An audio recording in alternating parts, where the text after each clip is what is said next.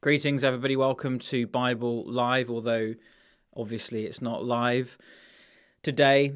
And our next 10 chapters through the book of Genesis, chapters 31 through to chapter 40. I'll be doing that on my own today for you and with you, rather. And primarily as a devotion. It's a devotion that I'm committed to long term, even if I'm on my own, speaking into a camera. However, I trust that you are being blessed by these readings, and in recent weeks we've not had them live. In fact, we've not had them at all for 2 weeks, I think, because of some situations that we're dealing with that are difficult, and we can't say anything about that at the minute, but would value your prayer. So if you do support us in that way, please do pray. We'd greatly value it. The Glorious Few is obviously out now. If it just so happens that you've just tuned in, this is a brand new book and is part of the reason why there's some other things going on that are difficult. And if you've not done any outreach into your neighbourhoods, I would encourage you to get some gospel booklets that are faithful. Repent now, he loves you, and take the gospel to people rather than hoping that people are going to get saved by somehow being attracted to an unfaithful church. We're in Genesis, and without further ado, let me just pray and then I will read. Father, we thank you now that these things are all unto your glory. Whatever it is we do, eating or drinking, it's all unto your glory. And I pray now that this devotion, this reading of your word on the 19th of May 2023 would bring you glory and would be witnessed in the heavenlies. I pray for folk listening and reading and praying that they would know the quickening of your word to their hearts and minds in the way that you do that by your Spirit, so as to communicate to each of us live and fresh. Pray that it would be like manna every day, fresh. Our daily bread, Lord, that is a lamp to our feet. And I ask just for your blessing now on these chapters as we read together. In the name of Jesus, I pray. Amen. I'm drinking tea, if anybody's interested. Mairi and I love leaf tea, which occasionally inconveniences people, not least my parents, who don't consider leaf tea to be superior enough in flavour to warrant going through the inconvenience of preparing the messy leaf tea. We've just found that Yorkshire tea, if you're in the UK, it's awesome. Yorkshire leaf tea is the best. You can't go back once you've had it. So over the course of the next first couple of chapters, you might excuse me as I slurp. Oh, it's good. Strong. Genesis 31. Now Jacob heard that the sons of Laban were saying, Jacob has taken all that was our father's, and from what was our father's he has gained all this wealth. And Jacob saw that Laban did not regard him with favour as before. Then the Lord said to Jacob, return to the land of your fathers and to your kindred, and I'll be with you. So Jacob sent and called Rachel and Leah into the field where his flock was, and said to them, I see that your father does not regard me with favour as he did before, but the God of my father has been with me. You know that I have served your father with all my strength, yet your father has cheated me and changed my wages 10 times. But God did not permit him to harm me. If he said, the spotted shall be your wages, then all the flock are spotted. And if he said, the striped shall be your wages, then all the flock bore striped. Thus God has taken away the livestock of your father and given them to me. In the breeding season of the flock, I lifted up my eyes and saw in a dream that the goats that mated with the flock were striped, spotted, and mottled. Then the angel of God said to me in the dream, Jacob. And I said, here I am.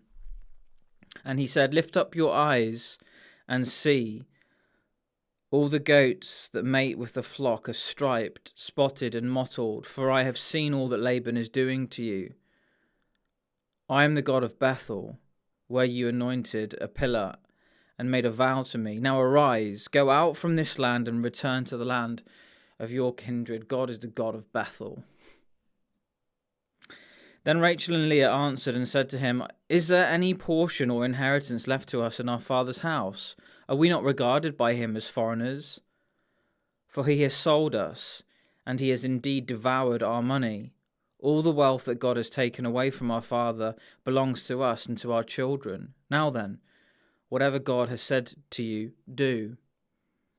So Jacob arose and set his sons and his wives on camels. He drove away all his livestock, all his property that he had gained, the livestock in his possession that he had acquired in Paddan Aram, to go to the land of Canaan to his father Isaac. Laban had gone to shear his sheep, and Rachel stole her father's household gods. And Jacob tricked Laban the Aramean by not telling him that he had intended to flee.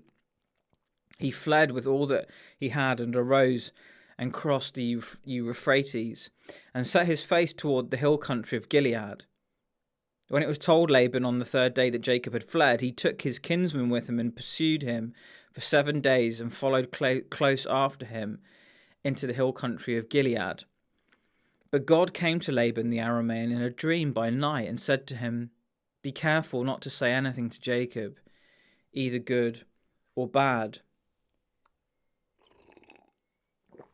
And Laban overtook Jacob. Now Jacob had pitched his tent in the hill country, and Laban with his kinsmen pitched tents in the hill country of Gilead. And Laban said to Jacob, "What have you done that you have tricked me and driven away my daughters like captives of the sword? Why did you flee secretly and trick me, and did not tell me, so that I might have sent you away with mirth and songs, with tambourine and lyre? And why did you not permit me to kiss my sons and my daughters farewell? Now you have done foolishly. It is in my power to you to do harm. But the God of your father spoke to me last night, saying, 'Be careful not to say anything to Jacob, either good or bad.' And now you have gone away because you longed greatly for your father's house. And why did you steal my gods? But why did you steal my gods?" Jacob answered and said to Laban, "Because I was afraid, for I thought that you would take your daughters from me by force. Anyone with whom you find your God shall not live. In the presence of our kinsmen, point out what I have that is yours, and take it." Now Jacob did not know that Rachel had stolen them. So Laban went into Jacob's tent and into Leah's tent and into the tent of the 2 female servants, but he did not find them. And he went out of Leah's tent and entered Rachel's. Now Rachel had taken the household gods and put them in the camel's saddle and sat on them. Laban felt all about the tent but did not find them. And she said to her father, Let not my lord be angry that I cannot rise before you, for the way of women is upon me." So he searched, but did not find the household gods. Then Jacob became angry and berated Laban. Jacob said to Laban, "What is my offense? What is my sin that you have hotly pursued me? For you have felt through all my goods. What have you found of all your household goods? See it here before my kinsmen and your kinsmen, that they may decide between us two. These 20 years I have been with you. Your ewes and your female goats have not miscarried, and I have not eaten the rams of your flocks. What was torn by wild beasts I did not bring to you. I bore the loss of it myself. For my hand you required it, whether stolen by day or stolen by night. There I was. By day the heat consumed me, and the cold by night, and my sleep fled from my eyes. These 20 years I have been in your house. I served you 14 years for your 2 daughters and 6 years for your flock, and you have changed my wages 10 times. If the God of my father, the God of Abraham, and the fear of Isaac had not been on my side, surely now you would have sent me away empty-handed. God saw my affliction and the labor of my hands, and rebuked you last night. God saw my affliction." Then Laban answered him and said to Jacob, the daughters are my daughters, the children are my children, the flocks are my flocks, and all that you see is mine. But what can I do this day for these daughters or for their children whom they have borne? Come now, let us make a covenant, you and I, and let it be a witness between you and me. So Jacob took a stone and set it up as a pillar, and Jacob said to his kinsmen, gather stones. And they took stones and made a heap, and they ate there by the heap. Laban called it Jegar Sahadutha, and Jacob called it Galeed. Laban said, this heap is a witness between you and me today. Therefore he named it Galeed. And Mizpah, for he said, the Lord watch between you and me when we are out of one another's sight. If you oppress my daughters, or if you take my wives beside my daughters, although no one is with us, see, God is witness between you and me. Then Laban said to Jacob, see this heap and the pillar, which I have set between you and me. This heap is a witness, and the pillar is a witness, that I will not pass over this heap to you, and you will not pass over this heap and this pillar to me to do harm. The God of Abraham and the God of Nahor, the God of their father, judge between us. So Jacob swore by the fear of his father Isaac, and Jacob offered a sacrifice in the hill country and called his kinsmen to eat bread. They ate bread and spent the night in the hill country. Early in the morning Laban arose and kissed his grandchildren and his daughters and blessed them. Then Laban departed and returned home. Jacob went on his way, and the angels of God met him. And when Jacob saw them, he said, this is God's camp. So he called the name of that place Mahanaim.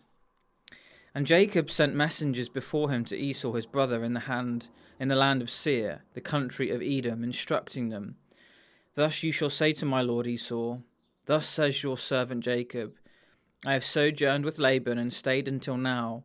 I have oxen, donkeys, flocks, male servants and female servants. I have sent to tell my lord in order that I may find favour in your sight. And the messengers returned to Jacob, saying, we came to your brother Esau, and he is coming to meet you, and there are 400 men with him. Then Jacob was greatly afraid and distressed. He divided the people who were with him and the flocks and herds and camels into 2 camps, thinking, if Esau comes to the one camp and attacks it, then the camp that is left will escape. And Jacob said, O God of my father Abraham, O God of my father Isaac, O Lord, who said to me, return to your country and to your kindred, that I may do you good. I am not worthy of the least of all the deeds of steadfast love and all the faithfulness that you have shown to your servant, for with only my staff I crossed this Jordan, and now I have become 2 camps. Please deliver me from the hand of my brother, from the hand of Esau, for I fear him, that he may come and attack me, the mothers with the children. But you said, I will surely do you good, and make your offspring as the sand of the sea, which cannot be numbered for multitude. So he stayed there that night, and from what he had with him he took a present for his brother Esau, 200 female goats and 20 male goats, 200 ewes and 20 rams, 30 milking camels and their calves, 40 cows and 10 bulls, 20 female donkeys and 10 male donkeys. These he handed over to his servants, every drove by itself, and said to his servants, pass on ahead of me and put a space between drove and drove. He instructed the first, when Esau my brother meets you and asks you, to whom do you belong, where are you going, and whose are these ahead of you, then you shall say, they belong to your servant Jacob. They are a present sent to my lord Esau, and moreover, he is behind us. He likewise instructed the second and third, and all who followed the droves. You shall say the same thing to Esau when you find him, and you shall say, moreover, your servant Jacob is behind us. For he thought, I may appease him with the present that goes ahead of me, and afterward I shall see his face. Perhaps he will accept me. So the present passed on ahead of him, and he himself stayed that night in the camp. The same night he arose and took his 2 wives, his 2 female servants, and his 11 children, and crossed the ford of the Jabbok. He took them and sent them across the stream and everything else that he had. And Jacob was left alone, and a man wrestled with him until the breaking of day. When the man saw that he did not prevail against Jacob, he touched his hip socket, and Jacob's hip was put out of joint as he wrestled with him. Then he said, "Let me go, for the day has broken." But Jacob said, "I will not let you go unless you bless me." And he said to him, "What is your name?" And he said, "Jacob." Then he said, "Your name shall no longer be called Jacob, but Israel, for you have striven with God and with men and have prevailed." Then Jacob asked him, "Please tell me your name." But he said, "Why is it that you ask my name?" And there he blessed him. So Jacob called the name of the place Peniel, saying, "For I have seen God face to face, and yet my life has been delivered." The sun rose upon him as he passed Peniel, limping because of his hip. Therefore to this day the people of Israel do not eat the sinew of the thigh that is on the hip socket, because he touched the socket of Jacob's hip on the sinew of the thigh. And Jacob lifted up his eyes and looked, and behold, Esau was coming, and 400 men with him. So he divided the children among Leah and Rachel and the 2 female servants. And he put the servants with their children in front, then Leah with her children, and Rachel and Joseph last of all. He himself went on before them, bowing himself to the ground 7 times until he came near to his brother. But Esau ran to meet him and embraced him and fell on his neck and kissed him, and they wept. And when Esau lifted up his eyes and saw the women and children, he said, "Who are these with you?" Jacob said, "The children with whom God has graciously given your servant." Then the servants drew near, they and their children, and bowed down. Leah likewise and her children drew near and bowed down. And last Joseph and Rachel drew near, and they bowed down. Esau said, "What do you mean by all this company that I met?" Jacob answered, "To find favour in the sight of my Lord." But Esau said, "I have enough, my brother. Keep what you have for yourself." Jacob said, "No, please, if I have found favour in your sight, then accept my present from my hand. For I have seen your face, which is like seeing the face of God, and you have accepted me. Please accept my blessing that is brought to you, because God has dealt graciously with me, and because I have enough." Thus he urged him, and he took it. Then Esau said, "Let us journey on our way, and I will go ahead of you." But Jacob said to him, "My Lord knows that the children are frail, and that the nursing flocks and herds are a care to me. If they are driven hard for one day, all the flocks will die. Let my Lord pass on ahead of his servant. I will lead on slowly at the pace of the livestock that are ahead of me, and at the pace of the children, until I come to my Lord in Seir." So Esau said, let me leave with you some of the people who are with me." But he said, "What need is there? Let me find favour in the sight of my Lord." So Esau returned that day on his way to Seir. But Jacob journeyed to Succoth, and built himself a house and made booths for his livestock. Therefore the name of the place is called Succoth. And Jacob came safely to the city of Shechem, which is in the land of Canaan, on his way from Paddan Aram, and he camped before the city. And from the sons of Hamor, Shechem's father, he bought for 100 pieces of money the piece of land on which he had pitched his tent. There he erected an altar and called it El Elohe Israel.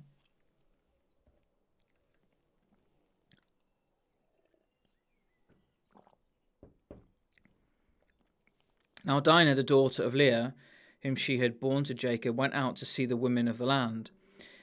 And when Shechem, the son of Hamor the Hivite, the prince of the land, saw her, he seized her and lay with her and humiliated her.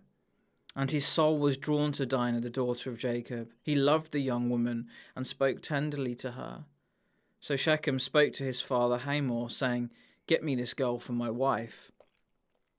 Now Jacob heard that he had defiled his daughter Dinah, but his sons were with his livestock in the field. So Jacob held his peace until they came. And Hamor, the father of Shechem, went out to Jacob to speak with him. The sons of Jacob had come in from the field as soon as they heard of it, and the men were indignant and very angry, because he had done an outrageous thing in Israel by lying with Jacob's daughter. For such a thing must not be done. But Hamor spoke with them, saying, "The soul of my son Shechem longs for your daughter.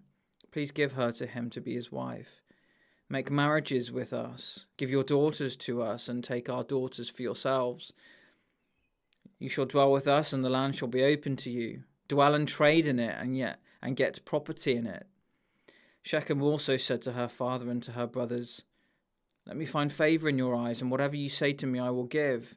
Ask me for as great a bride price and gift as you will, and I will give whatever you say to me. Only give me the young woman to be my wife." The sons of Jacob answered Shechem and his father Hamor deceitfully, because he had defiled their sister Dinah. They said to them, "We cannot do this thing, to give our sister to one who is uncircumcised, for that would be a disgrace to us.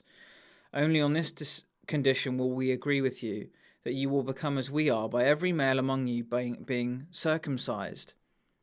Then we will give you our daughters to you, and we will take your daughters to ourselves, and we will dwell with you and become one people. But if you will not listen to us and be circumcised, then we will take our daughter, and we will be gone."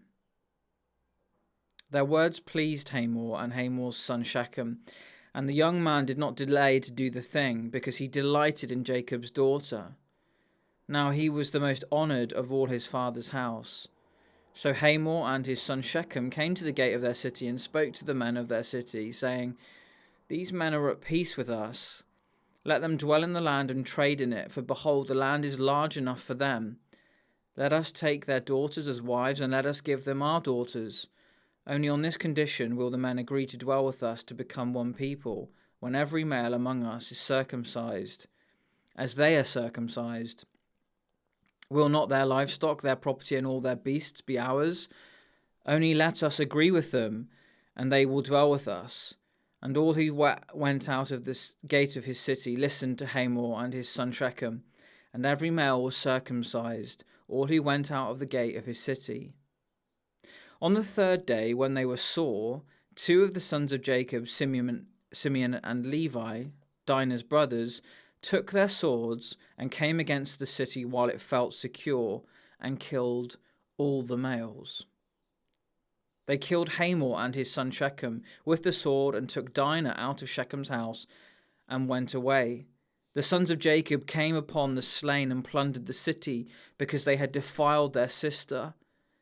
They took their flocks and their herds, their donkeys, and whatever was in the city and in the field, all their wealth and all their little ones and their wives, all that was in the houses, they captured and plundered.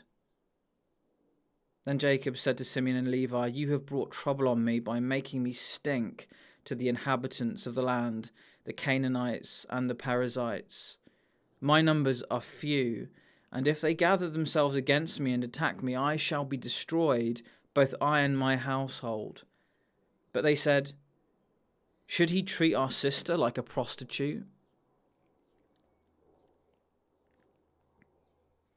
God said to Jacob, "Arise, go up to Bethel and dwell there. Make an altar there to the God whom appeared to you when you fled from your brother Esau." So Jacob said to his household and to all who were with him, "Put away the foreign gods that are among you, and purify yourselves and change your garments. Then let us arise and go up to Bethel, so that I may make there an altar to the God who answers me in the day of my distress, and has been with me wherever I have gone, the God who answers me in the day of my distress." So they gave to Jacob all the foreign gods that they had, and the rings that were in their ears. Jacob hid them under the terebinth tree that was near Shechem. And as they journeyed, a terror from God fell upon the cities that were around them, so that they did not pursue the sons of Jacob. And Jacob came to Luz, that is, Bethel, which is in the land of Canaan, he and all the people who were with him. And there he built an altar and called the place El Bethel, because there God had revealed himself to him when he fled from his brother. And Deborah, Rebekah's nurse, died, and she was buried under an oak below Bethel. So he called its name Allon Bakuth. God appeared to Jacob again when he came from Paddan Aram, and blessed him. And God said to him, "Your name is Jacob. No longer shall your name be called Jacob, but Israel shall be your name." So he called his name Israel. And God said to him, "I am God Almighty. Be fruitful and multiply. A nation and a company of nations shall come from you, and kings shall come from your own body. The land that I gave to Abraham and Isaac I will give to you, and I will give you the land to your offspring after you." Then God went up from him in the place where he had spoken with him, and Jacob set up a pillar in the place where he had spoken with him, a pillar of stone. He poured out a drink offering on it and poured oil on it. So Jacob called the name of the place where God had spoken with him Bethel.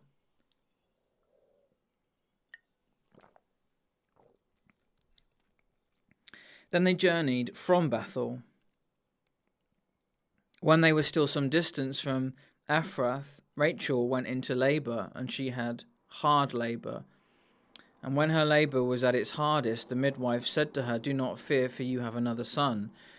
And as her soul was departing, for she was dying, she called his name Ben-Oni, but his father called him Benjamin. So Rachel died, and she was buried on the way to Ephrath, that is, Bethlehem. And Jacob set up a pillar over her tomb. It is the pillar of Rachel's tomb, which is there to this day. Israel journeyed on and pitched his tent beyond the tower of Eder. While Israel lived in that land, Reuben went and lay with Bilhah, his father's concubine, and Israel heard of it. Now the sons of Jacob were 12, the sons of Leah, Reuben, Jacob's firstborn, Simeon, Levi, Judah, Issachar, and Zebulun. The sons of Rachel, Joseph and Benjamin. The sons of Bilhah, Rachel's servant, Dan and Naphtali. The sons of Zilpah, Leah's servant, Gad and Asher. These were the sons of Jacob, who were born to him in Paddan Aram. And Jacob came to his father Isaac at Mamre, or Kiriath Arba, that is, Hebron, where Abraham and Isaac had sojourned. Now the days of Isaac were 180 years, and Isaac breathed his last. And he died, and was gathered to his people, old and full of days. And his sons Esau and Jacob buried him. These are the generations of Esau, that is, Edom. Esau took his wives from the Canaanites: Ada, the daughter of Elon the Hittite; Aholibama, the daughter of Anna, the daughter of Zibeon the Hivite; and Basemath, Ishmael's daughter, the sister of Naboth. And Ada bore to Esau Eliphaz; Basemath bore Reuel; and Aholibama bore Jeush, Jalam, and Korah. These are the sons of Esau who were born to him in the land of Canaan. Then Esau took his wives, his sons, and his daughters, and all the members of his household, his livestock, and all his beasts, and all his property that he had acquired in the land of Canaan. He went into a land far away from his brother Jacob, for their possessions were too great for them to dwell together. The land of their sojournings could not support them because of their livestock. So Esau settled in the hill country of Seir. Esau is Edom. These are the generations of Esau, the father of the Edomites in the hill country of Seir. These are the names of Esau's sons: Eliphaz, the son of Ada, the wife of Esau; Reuel, the son of Basemath, the wife of Esau. The sons of Eliphaz were Teman, Omar, Zephyr, Gatam, and Kenaz. Timnah was a concubine of Eliphaz, Esau's son. She bore Amalek to Eliphaz. These are the sons of Ada, Esau's wife. These are the sons of Reuel: Nahath, Zerah, Shammah and Mizah. These are the sons of Basemath, Esau's wife. These are the sons of Aholibamath, the daughter of Anna, the daughter of Zibeon, Esau's wife. She bore to Esau Jeush, Jalam, and Korah. These are the chiefs of the sons of Esau. The sons of Eliphaz, the firstborn of Esau, the chiefs Teman, Omar, Zepho, Kenaz, Korah, Gatam, and Amalek. These are the chiefs of Eliphaz in the land of Edom. These are the sons of Ada. These are the sons of Reuel, Esau's son. The chiefs Nahan, Zerah, Shammah, and Mizah. These are the chiefs of Reuel in the land of Edom. These are the sons of Basemath, Esau's wife. These are the sons of Aholibamath, Esau's wife. The chiefs Jeush, Jalam, and Korah. These are the chiefs born of Aholibamath, the daughter of Anna, Esau's wife. These are the sons of Esau, that is Edom, and these are their chiefs. These are the sons of Seir, the Horite, the inhabitants of the land: Lotan, Shobal, Zibeon, Anna, Dishon, Ezer, and Dishan. These are the chiefs of the Horites, the sons of Seir in the land of Edom. The sons of Lotan were Hori and Hemam. And Lotan's sister was Timnah. These are the sons of Shobal: Alvan, Manahatha, Ebal, Shepho, and Onam. These are the sons of Zibeon: Aya and Anna. He is the Anna who found the hot springs in the wilderness, as he pastured the donkeys of Zibeon his father. These are the children of Anna, Dishon and Aholibamath, the daughter of Anna. These are the sons of Dishon: Hamdan, Eshban, Ithran, and Cheran. These are the sons of Ezer: Bilhan, Zarvan, and Akan. These are the sons of Dishan, Uz, and Aran. These are the chiefs of the Horites, the chiefs Lotan, Shobal, Zibeon, Anna, Dishon, Ezer, and Dishan. These are the chiefs of the Horites, chief by chief in the land of Seir. These are the kings who reigned in the land of Edom before any king reigned over the Israelites. Bela, the son of Beor, reigned in Edom, the name of his city being Dinhabah. Bela died, and Jobab, the son of Zerah of Bozrah, reigned in his place. Jobab died, and Husham of the land of the Temanites reigned in his place. Husham died, and Hadad, the son of Bedad, who defeated Midian in the country of Moab, reigned in his place, the name of his city being Avith. Hadad died, and Samlah of Masrekah reigned in his place. Samlah died, and Shual of Rehoboth on the Euphrates reigned in his place. Sorry, I'm trying my best here with all these names. Shaul died, and Baal-Hanan, the son of Akbor, reigned in his place. Baal-Hanan, the son of Akbor, died, and Hadar reigned in his place, the name of his city being Pau. His wife's name was Mehetabel, the daughter of Matred, daughter of Mezahab. These are the names of the chiefs of Esau according to their clans and their dwelling places by their names. The chiefs: Timnah, Alva, Jetheth, Aholibamah, Elah, Pinon, Kenaz, Teman, Mibzar, Magdiel, and Iram. These are the chiefs of Edom, that is Esau, the father of Edom, according to their dwelling places in the land of their possession. Genesis 37. Jacob lived in the land of his father's sojournings in the land of Canaan. These are the generations of Jacob. Joseph, being 17 years old, was pasturing the flock with his brothers. He was a boy with the sons of Bilhah and Zilpah, his father's wives. And Joseph brought a bad report of them to their father. Now, Israel loved Joseph more than any of his sons because he was the son of his old age, and he made him a robe of many colours. But when his fathers saw that their father loved him more than all his brothers, they hated him and could not speak peacefully to him.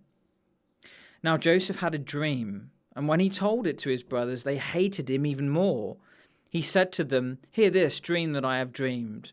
Behold, we were binding sheaves in the field, and behold, my sheaf arose and stood upright, and behold, your sheaves gathered around it and bowed down to my sheaf.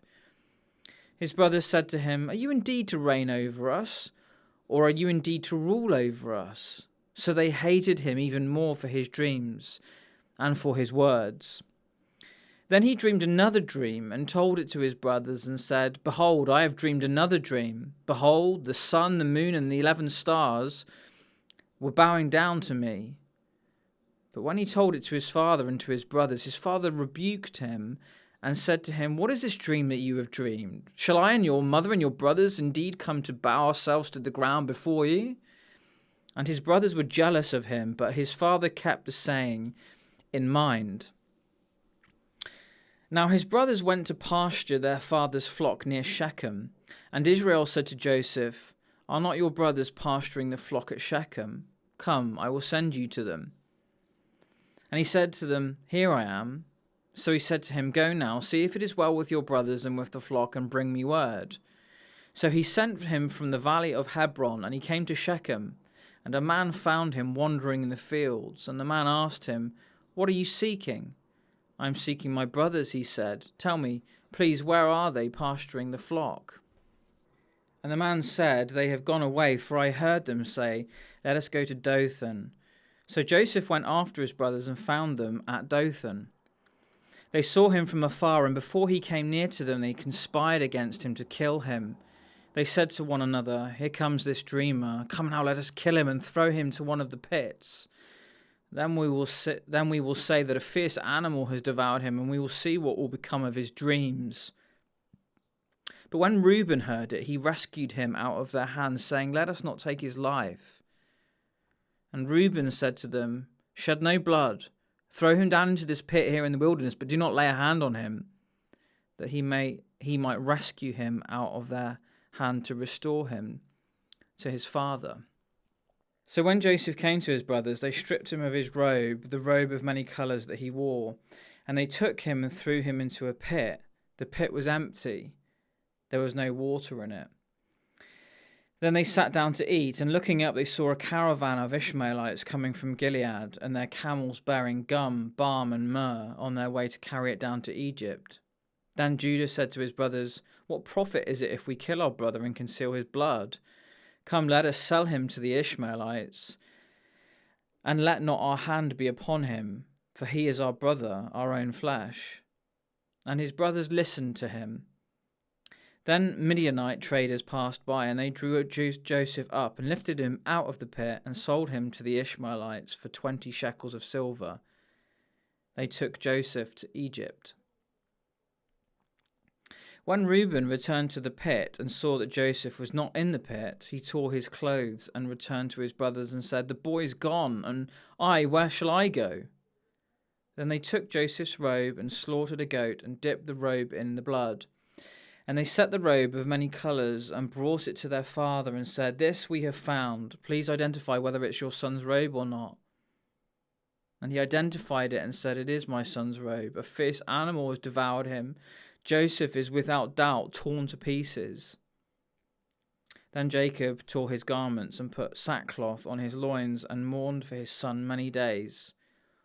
All his sons and all his daughters rose up to comfort him, but he refused to be comforted and said, "No, I shall go down to Sheol to my son, mourning."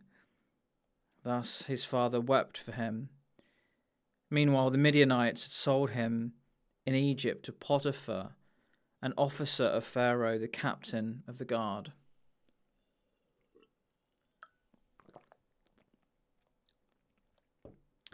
It happened at that time that Judah went down from his brothers and turned aside to a certain Adullamite whose name was Hirah.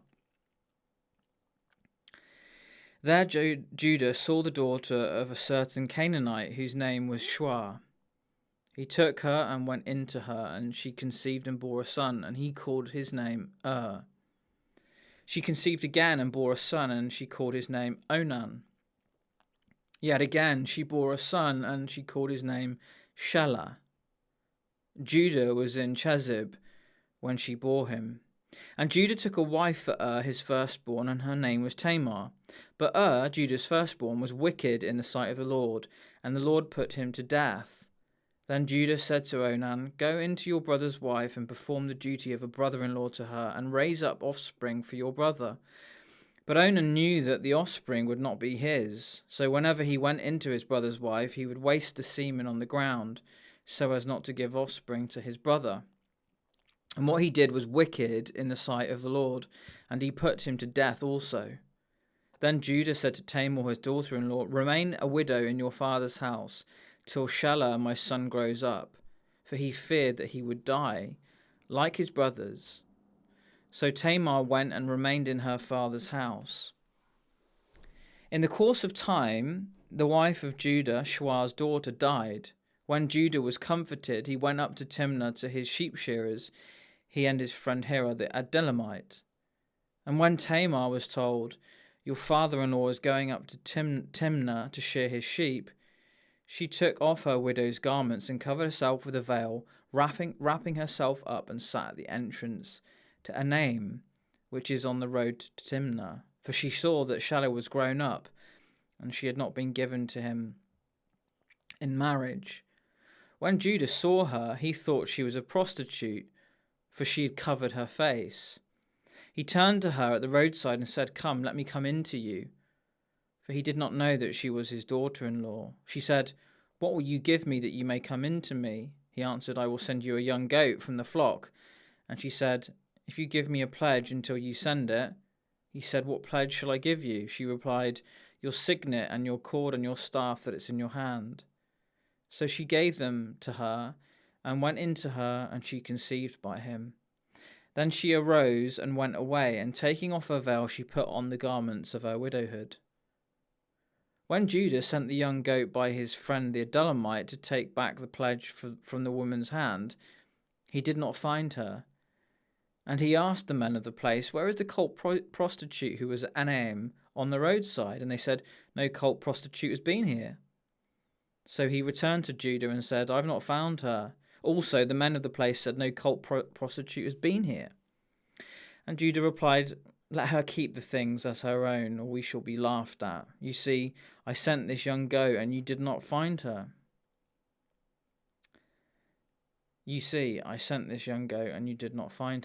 About 3 months later, Judah was told, "Tamar, your daughter-in-law, has been immoral. Moreover, she is pregnant by immorality." And Judah said, "Bring her out and let her be burned." As she was being brought out, she sent word to her father-in-law, "By the man to whom these belong, I am pregnant."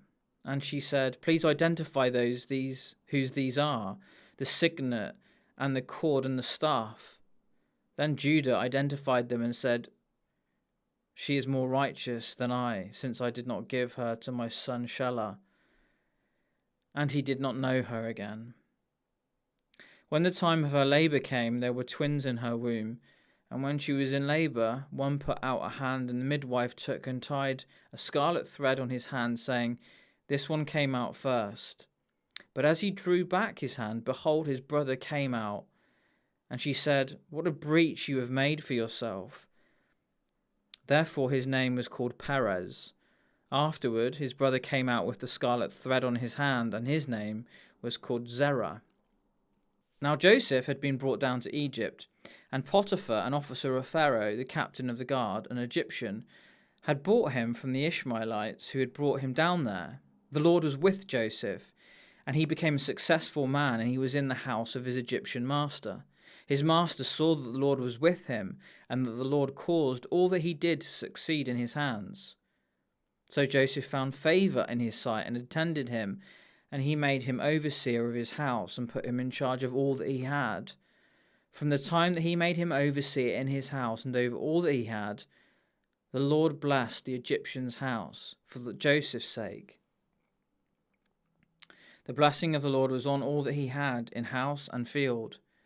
So he left all that he had in Joseph's charge, and because of him he had no concern about anything but the food he ate.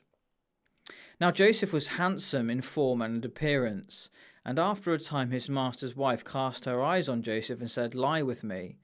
But he refused and said to his mother's wife, "Behold, because of me my master has no concern about anything in the house, and he has put everything that he has in my charge." He is not greater in this house than I am,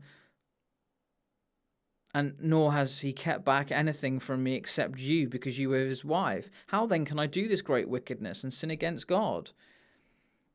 And as she spoke to Joseph day after day, he would not listen to her, so to lie beside her or to be with her. But one day, when he went into the house to do his work, and none of the men of the house was there in the house, she caught him by his garment, saying, "Lie with me." But he left his garment in her hand and fled and got out of the house. And as soon as she saw that he had left his garment in her hand and had fled out of the house, she called to the man of her household and said to them, "See, he has brought among us a Hebrew to laugh at us. He came in here to lie with me, and I cried out with a loud voice. And as soon as he heard that I lifted up my voice and cried out, he left his garment beside me and fled and got out of the house." Then she laid up his garment by her until his master came home, and she told him the same story, saying, "The Hebrew servant whom you have brought among us came into me to laugh at me. But as soon as I lifted up my voice and cried, he left his garment beside me and fled out of the house." As soon as his master heard the words that his wife had spoke to him, "This is the way your servant treated me," his anger was kindled. And Joseph's master took him and put him into the prison, the place where the king's prisoners were confined. And he was there in prison. But the Lord was with Joseph and showed him steadfast love and gave him favor in the sight of the keeper of the prison. And the keeper of the prison put Joseph in charge of all the prisoners who were in the prison. Whatever was done there, he was the one who did it. The keeper of the prison paid no attention to anything that was in Joseph's charge, because the Lord was with him. And whatever he did, the Lord made it succeed. Sometime after this, the cupbearer of the king of Egypt and his baker committed an offense against their lord, the king of Egypt. And Pharaoh was angry with his two officers, the chief cupbearer and the chief baker, and he put them in custody in the house of the captain of the guard, in the prison where Joseph was confined. The captain of the guard appointed Joseph to be with them, and he attended them. They continued for some time in custody. And one night they both dreamed, the cupbearer and the baker of the king of Egypt, who were confined in the prison, each his own dream, and each dream with its own interpretation. When Joseph came to them in the morning, he saw that they were troubled. So he asked Pharaoh's officers who were with him in custody in his master's house, "Why are your faces downcast today?" They said to him, "We have had dreams, and there is no one to interpret them." And Joseph said to them, "Do not interpretations belong to God? Please tell them to me." So the chief cupbearer told his dream to Joseph and said to him, "In my dream there was a vine before me, and on the vine there were 3 branches. As soon as it budded, its blossoms shot forth, and the clusters ripened into grapes. Pharaoh's cup was in my hand, and I took the grapes and pressed them into Pharaoh's cup and placed the cup in Pharaoh's hand." Then Joseph said to him, This is its interpretation. The 3 branches are 3 days. In 3 days Pharaoh will lift up your head and restore you to your office, and you shall place Pharaoh's cup in his hand, and formerly when you were his cupbearer. Only remember me when it is well with you, and please do me the kindness to mention me to Pharaoh, and so get me out of this house. For I was indeed stolen out of the land of the Hebrews, and here also I have done nothing that they should put me into the pit." When the chief baker saw that the interpretation was favourable, he said to Joseph, "I have also had a dream. There were 3 cake baskets on my head, and in the uppermost basket there were all sorts of baked food for Pharaoh, but the birds were eating it out of the basket on my head." And Joseph answered and said, "This is the interpretation. The 3 baskets are 3 days. In 3 days Pharaoh will lift up your head from you and hang you on a tree, and the birds will eat the flesh from you. On the 3rd day, which was Pharaoh's birthday, he made a feast for all his servants, and lifted up the head of the chief cupbearer and the head of the chief baker among his servants. He restored the chief cupbearer to his position, and he placed the cup in Pharaoh's hand. but he hanged the chief baker, as Joseph had interpreted to them. Yet the chief cupbearer did not remember Joseph, but forgot him.